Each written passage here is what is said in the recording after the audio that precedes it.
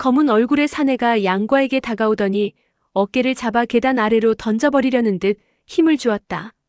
양과는 그의 손바닥에 자색 기운이 은근히 감도는 걸 보고 그가 독사장을 배웠음을 알았다.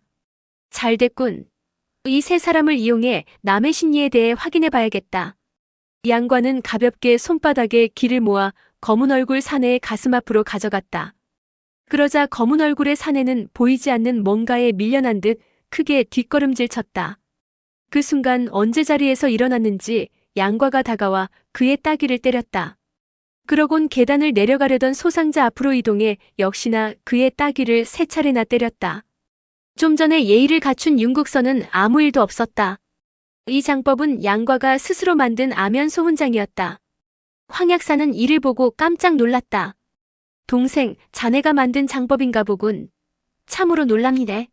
좀 더 보여줄 수 있겠나? 황약사가 웃으며 부탁하자 양과는 곧바로 자세를 취했다. 저 역시 선배님의 가르침을 받고 싶었습니다. 양과는 소매를 휘날리며 부드럽게 아면소 훈장법의 초식을 시전했다. 탄이대수의 1초식을 선보인 뒤 대회 공곡으로 넘어가며 소상자, 윤국서 일행을 모두 자신의 장풍 안에 가두었다. 세 사람은 마치 거센 파도에 갇힌 듯 이리저리 부딪히며 양과의 장풍에 끌려다녔다. 그들은 땅바닥에 발을 디디고 서 있는 것조차 어려울 정도로 몸이 말을 듣지 않았다. 이 모습을 지켜보던 황약사가 잔을 들었다. 옛사람들은 한서를 안주 삼아 술을 마셨는데 나는 동생의 장법을 안주로 삼으니 이 얼마나 호방한가. 그러자 양과도 호탕하게 웃으며 말했다. 선배님께서 한 수 가르쳐 주십시오. 양과는 손을 거두며 장력의 방향을 바꾸어 소상자를 황약사 쪽으로 보냈다. 그러자 황약사 역시 주저하지 않고 왼손을 휘둘러 소상자를 다시 양과 쪽으로 돌려보냈다. 이어서 얼굴이 검은 사내가 날아오자 잔을 들어 술을 마시고는 그 역시 양과에게 보냈다. 양과는 정신을 집중해 황약사의 장법을 살펴보았다. 그러나 그의 장법은 심오한 내공이 엿보이기는 했지만 그리 특이할 것은 없었다. 내가 전력을 다하지 않으면 선배님께서 남의 신리에게 배운 장법을 쓰지 않겠구나. 양과는 기를 단전에 모으고 소상자, 윤국서, 검은 얼굴의 사내를 향해 장력을 발했다. 황약사는 세 사람이 마치 파도에 쓸리는 것처럼 힘없이 날아오는 걸 보며 내심 감탄을 금치 못했다. 저 친구의 장력이 갈수록 세지는군. 확실히 무공의 기재야. 순간 얼굴이 검은 사내가 갑자기 공중으로 튀어오르며 황약사를 향해 날아왔다. 황약사가 손을 비스듬히 기울여 그를 막는 사이 오른손이 흔들려 술잔에 있던 술이 쏟아졌다. 뒤이어 윤국서와 소상자가 동시에 떠올라 서로 부딪혔다. 그래, 좋다. 제대로 한번 해보자. 황약사는 마침내 술잔을 내려놓고 오른손으로 장력을 발했다. 그렇게 황약사와 양과는 서로 몇 장을 떨어져서 장력을 주고받았다. 세 사람은 졸지에 장난감처럼 둘의 장력에 쓸려 이쪽 저쪽으로 날아다녔다. 양과가 아면소 훈장을 반쯤 쓰자 황약사의 도하나경장법이 조금씩 밀리는 듯했다. 황약사는 윤국서가 쏜살같이 다가오는 걸 보고 이에 맞설 장력이 부족함을 느꼈다. 하는 수 없이 황약사는 손가락을 튕겨 탄지신공을 날렸다. 그러자 바람소리와 함께 소상자 등은 쓰러져 정신을 잃어버렸다. 탄지신공의 위력이 양과의 아면소 훈장과 비슷해 두 사람은 우열을 가릴 수가 없었다. 두 사람은 서로 마주보며 웃음을 터뜨린 뒤 다시 자리에 앉아 술잔을 기울였다. 자네의 장법은 곽정의 항룡시 8장에 버금갈 만한 위력을 지녔군. 내 도하나경장은 상대가 되지 않아. 그 말에 양과는 손사래를 쳤다. 선배님께서는 제게 스승님이나 다름없는 은혜를 베푸셨습니다. 제가 만든 아면소 훈장의 상당 부분은 선배님께서 가르쳐주신 탄지신공과 옥소검법에서 비롯된 것입니다. 제가 듣자 하니 선배님께서는 남의 신리에게 장법을 배우셨다던데 제게도 한 수 가르쳐 주실 수 있는지요? 그 말에 황약사는 영문을 모르겠다는 듯 고개를 갸웃했다. 남의 신리라니? 난 처음 듣는 이름인데 그게 누군가? 뜻밖의 대답에 양과는 얼굴이 창백해진 채 벌떡 일어났다. 설마 남의 신리가 세상에 없다는 것인가? 황약사는 양과의 표정이 심상치 않은 걸 보고 역시 크게 놀라 덧붙였다. 요즘 강호에 나온 사람인가? 나야 워낙 새로운 소식에 어두우니 못 들은 모양이군. 양과는 멍하니 선 채 꼼짝도 할 수 없었다. 머릿속이 하얗게 변하고 가슴이 온통 비어버리는 듯한 느낌이 들었다. 곽백모가 분명 말씀하셨는데 남의 신이가 용의를 데려갔다고 말이야. 그럼 이 모든 게 백모의 거짓말이라는 건가?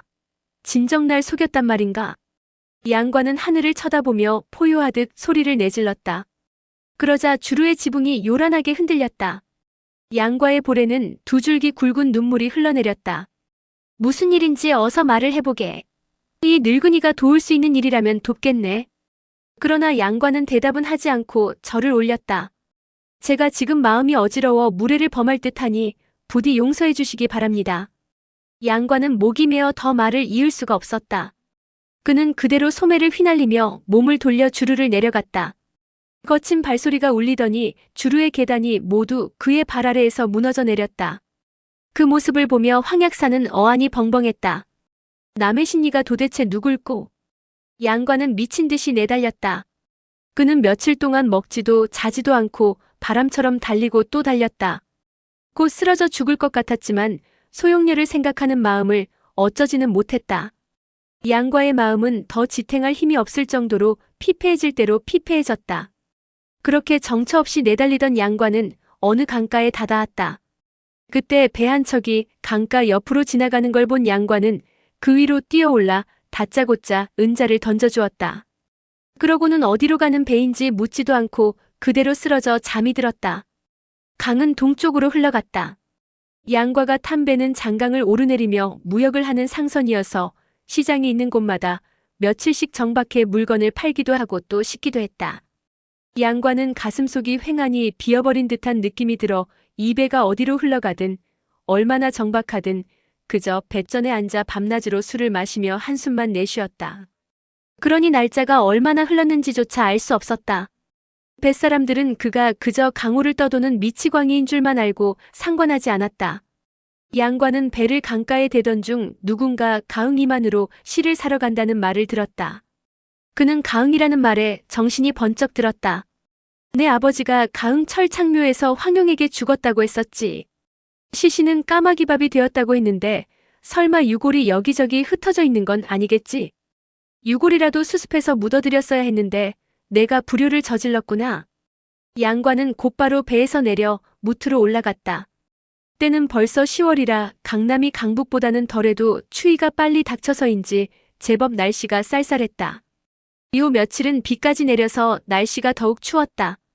양과는 얇은 옷만 걸치고 헝클어진 머리를 한 채 비를 맞아가며 남쪽을 향해 걸었다. 사흘째 되는 날 양과는 드디어 가흥에 도착했다. 성에 들어서니 이미 황혼역이었다. 양과는 먼저 주루를 찾아들어 술과 밥을 먹고 명왕 철창묘로 가는 길을 물었다. 그런 뒤 비를 맞으며 걸음을 옮겼다. 철창묘에 도착하니 시간은 이미 이경이 넘어 있었다. 비가 조금 잦아들었지만 북풍은 더욱 거세졌다. 날이 저물어 어슴푸레 보이는 철창묘는 이미 오랜 세월 손보지 않은 탓인지 낡을 대로 낡아 있었다. 문은 다 썩어 있어 살짝 밀었는데도 그대로 쓰러져 버렸다. 사당 안으로 들어가니 부서진 신상이 보였는데 반쯤 기울어진 채 먼지가 수북이 쌓여 있었다. 여기저기 둘러보아도 사람이 다녀간 흔적은 찾아볼 수 없었다. 양과는 그 앞에 서서 30년 전의 모습을 그려보았다. 이곳에서 독을 당해 쓰러진 아버지 모습을 생각하니 마음이 더욱 무거워졌다. 양과는 사당 안을 천천히 둘러보았다. 아버지가 돌아가신 지 이미 오래되었으니 흔적이 남아있을 리 없었다. 사당 뒤쪽으로 가보니 나무 두 그루 사이에 무덤이 보였다. 양과는 무심히 그 앞에 서 있는 비석으로 눈길을 돌렸다. 뭔가 글자가 새겨져 있어 손으로 먼지를 쓸어내고 한 글자 한 글자 읽어내려가던 그는 소스라치게 놀랐다. 양과는 두근거리는 가슴을 억누를 길이 없었다. 비석에는 불초제 자양강지묘라고 쓰여 있었고 그 옆에 작은 글씨로 부재업사구척이섭이라는 글이 적혀 있었다. 그걸 보고 양과는 울컥하는 마음에 화가 치솟았다. 구척이 이 늙은이가 참으로 무정하구나. 아버지는 이미 돌아가셨는데 왜 비를 세워 생전의 잘못을 들춘단 말인가. 분노한 양과는 비석을 부숴버리기 위해 팔을 치켜들었다. 그때 북서쪽에서 발소리가 들려왔다. 그런데 이상한 것이 무공 높은 고수들의 발소리 같은데 그 뒤를 야수 두 마리가 바짝 쫓고 있는 듯 왼쪽의 발소리는 무겁고 오른쪽은 가벼웠다. 양관은 행동을 멈추고 고개를 갸웃거리며 발소리를 세심하게 들어보았다.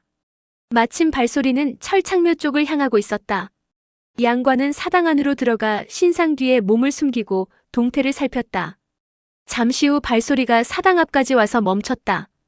혹시라도 사당 안에 누군가 숨어 있을까봐 주저하는 것 같았다.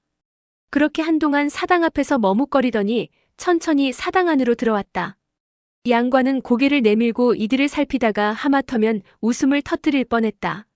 사당에 들어온 자들은 4명인데 모두 왼쪽 다리를 절어 각자 지팡이를 하나씩 짚었고 오른쪽 어깨를 서로 쇠사슬로 연결하고 있었다. 그래서 걸음을 걸을 때 지팡이 4개가 한꺼번에 땅을 짚고 또 오른쪽 다리가 동시에 땅을 디딘 것이다. 맨 앞에 있는 자는 머리가 벗겨지고 왼팔이 반이나 없었다. 두 번째 사람은 이마에 혹이 3개가 나 있고 왼팔이 겨드랑이부터 없었다. 두 사람은 그야말로 완전히 망가진 모습이었다. 세 번째 사람은 체구가 작으면서 단단해 보였고 네 번째 사람은 키가 큰 중이었다. 네 사람 모두 나이가 상당해 보이는 노인들이었다. 도대체 뭐하는 사람들이기에 저렇게 붙어 다니는 거지? 양관은 궁금증이 일어 이들이 뭘 하려는지 더 지켜보기로 했다. 우두머리인 듯한 대머리가 부싯돌을 부딪혀 반토막쯤 남은 초에 불을 붙였다. 그제야 양관은 이들의 모습을 정확히 살필 수 있었다. 대머리를 제외하고 나머지 3사람은 앞을 보지 못하는 장님이었다. 그래서 대머리가 저들을 데리고 다니는 것이었군. 대머리 노인은 초를 들고 사당 여기저기를 살폈다.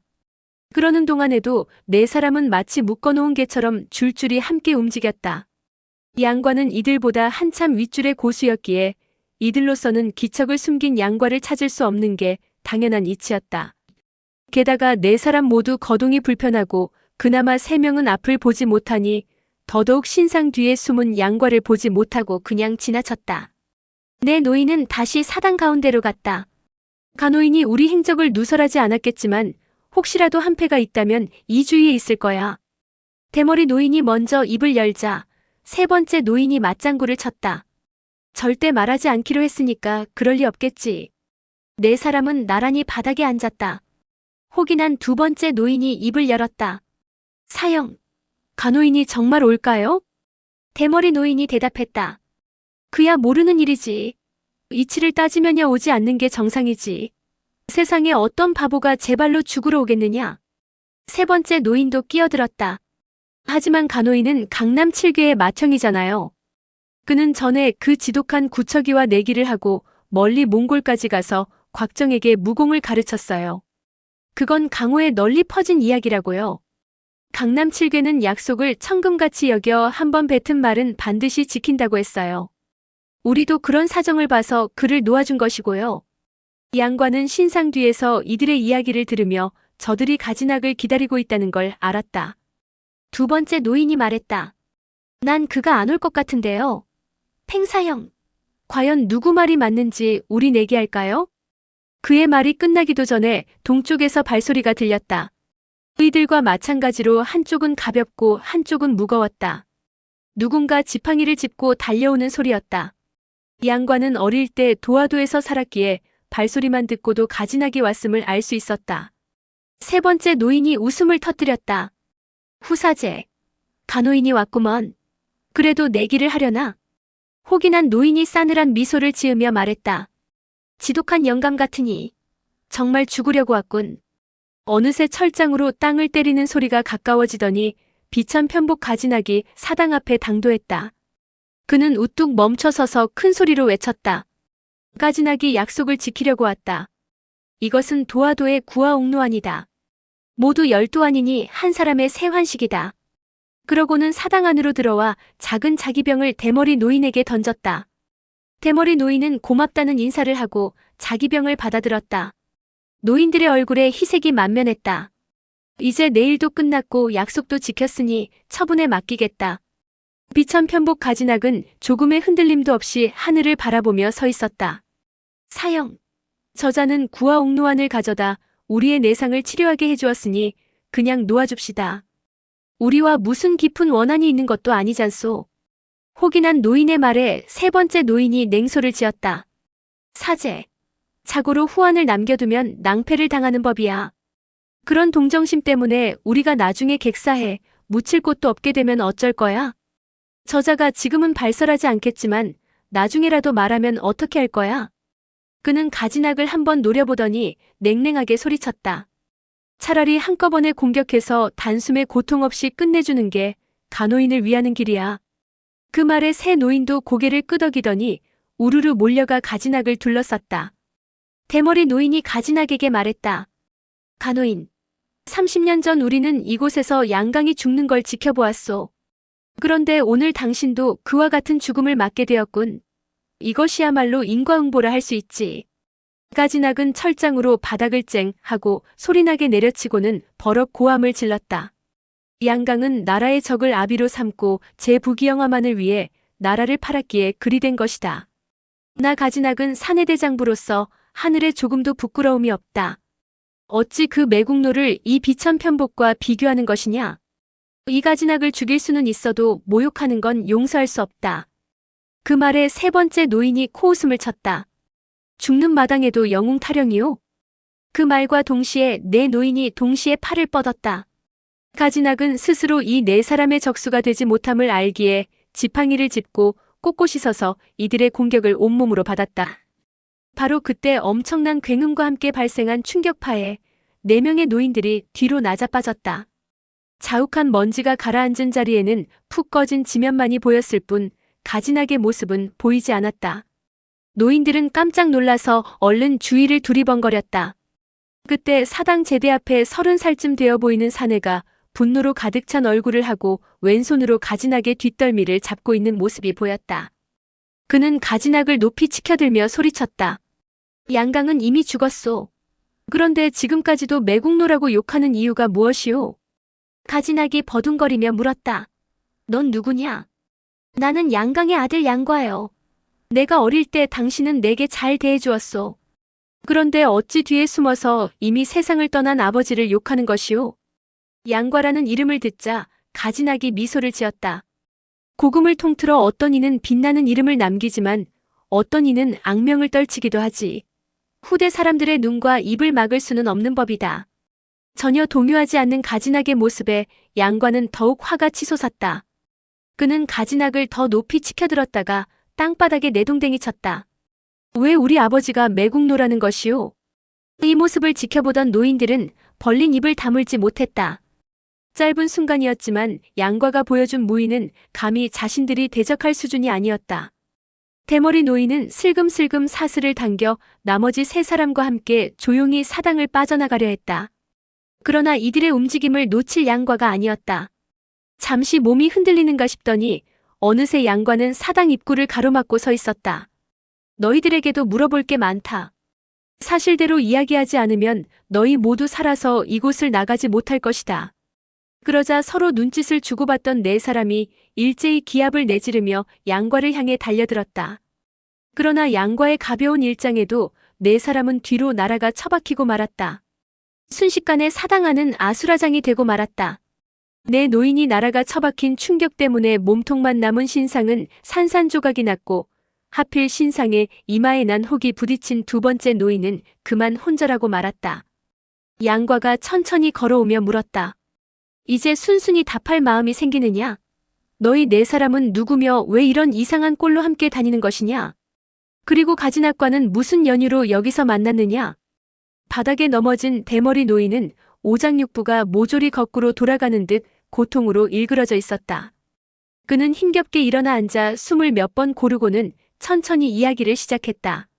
이 대머리 노인은 바로 사통천이었다. 혹이 난 노인은 그의 사제인 삼두교 후통이었고 세 번째는 천수인도 팽년호였다. 그리고 마지막 네 번째 중은 대수인 영지상인이었다.